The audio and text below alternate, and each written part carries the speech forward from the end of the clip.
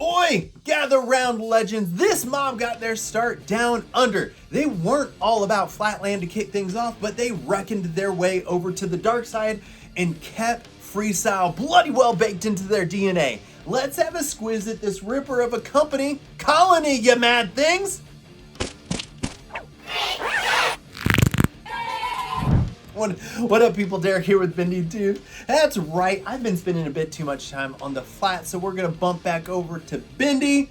I've been researching this in the background, so let's go. Started in '05 by Clint Miller and Chris Harrison out of Brisbane, Australia. Colony were huckers through and through. First frame '06 came out as an '07 model, was the Endeavor. In '07, Colony got things scuffing in the right direction when they welcomed Shane Badman to the team, and shortly thereafter in '08, Simon O'Brien joined the team as well. These blokes, if you weren't already aware, ride something we call flatland, which I think we can all appreciate.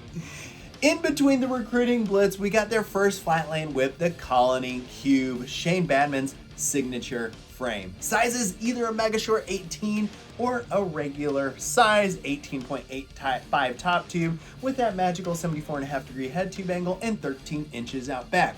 Super solid dimensions, y'all, and that down tube, holy smokes, runs all the way from the head tube way past the mid tube, then makes it a turn one down to the bottom bracket.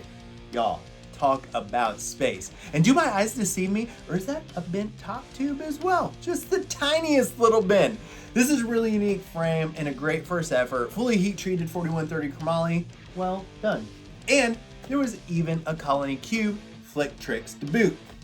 Then maybe in August of 2008, we get a preview of the Deja Vu. Then maybe in August of 2008, we get a preview of the Deja Vu. Another banger, this time just the tiniest little bend at the seat tube. Another microscopic frame, 18.2 or 18.9.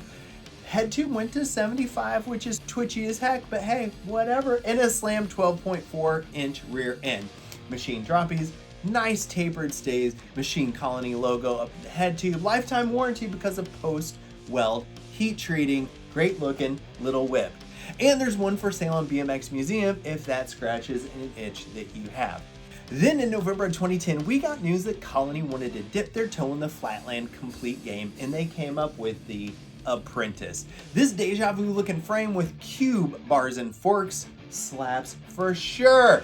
In black or red, 18.9 top tube, 12.4 out back, and that twitchy 75 degree head tube angle came with 4 pegs, 2 brakes, free coaster and gyro, 36 hole rims, Colony seat posts, and seat. Solid effort, y'all. Eventually it lost the bin, went straight tube, and is still available as a complete today. Now in 2014, we got something special. Clint Miller is a ramp tech wizard with so much flatland incorporated into his style. Just because he isn't rolling in a parking lot and is instead doing boomerangs on a quarter or a 360 foot jammer spinny whippy stuff doesn't mean he's not part of the fam, y'all. Back in the 90s, Clint rode for a company called Prodigy Bikes, or Proddy, or Prody for short, not sure which one. He wanted to bring back that magic and did so with the Prody, an early retro recreation that screams mold school. Tiny plate gusset up front between the 2 straight tubes, that platform as well, but modernized 19-inch top tube, seat stay mounted brakes, things like that, internal headset, mid-bottom bracket, solid. This day glow yellow one, number 99 of 100, freaking beautiful. The Prody went on. In 2017, it dropped the gusset down under the down tube. Pun intended. They moved the brakes down to the seat stays. Then in 2022, we got the next version of the Prody Lite. 19.5, 20.6, or 21-inch versions available. Same vibe. Lost some weight all around. Great bike. Shout out to Dano at 901 Flat for rocking the Prody that he has. He loves it for show. Now, if you're like, this isn't a real flatland frame, take a look at Nick Watts and his Down Under dance on that Prody. Y'all, dude shreds full stop. In 2016 or 2017, Colony dropped their updated flatland lineup with the Exxon product line. We're talking some great parts, the Exxon stem, which I love, tapered and capped pegs, which were awesome, in addition to forks, cranks, seats, seat tubes, tires, stuff like that. Plus the Exxon frame, a double diamond, collab between Simon and Shane. 18.9 top tube, 12.8 out back, 75-degree head tube angle. Enough said. From here in 2018, Colony birthed another icon, the Oz 1. This frame is a twin top tuber, throwing it all the way back to the Ozone Method days. Now, Ozone was a company from the 80s or 90s, and their main shtick was a twin top tube frame with a chonkin down tube. Iconic 80s, 90s branding, brakes mounted under the chainstay. Cool bike for sure. Colony did an amazing job recreating this icon with smaller down tube, modern geometry, just that same slamming colorway with the chrome and the awesome graphics. Chainstay mounted brakes, cool 45-degree platform supports at the back of that twin top tuber, big old trunk for some 2.4 tires, sick frame for sure. Finally, as mentioned, Colony is still in the game, sponsoring shredder Kiyo Hayakawa in making him a signature frame, the Enishi, a double diamond flat rig that keeps on winning, people. 18.9 top tube, 19.5 optional, slightly steeper 75.2 and 12.5 out back. Now, one thing about Kiyo is he's ridden all these modern Colony frames. Here's a picture of him on the Exxon. Then the not only for flatland but also park and street sweet tooth that comes with an 18.9 or 19.2 top tube. Obviously, he's ridden his signature frame, the Enishi, and finally spent a little bit of time on an Oz 1, which is super rad.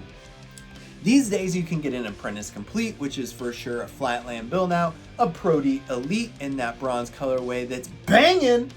The 20.6 top tube's a little bit long for flatland, but for sure good for freestyle.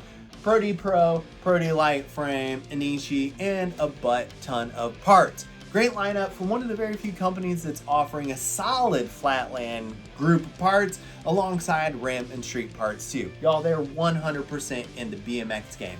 And if you weren't paying attention, the team includes Simon O'Brien, Shane Badman, Nick Watts, and Kiyo Hayakawa. Y'all, Colony's the real deal, with the bendiest bike being the Cube, obviously, and several others over the years. Keep it up, Clint. You all are firing on all cylinders. As always, Derek here with benDy Tubes. Thanks to our sponsors, seriously, and thanks to you all. And we out. Hooroo!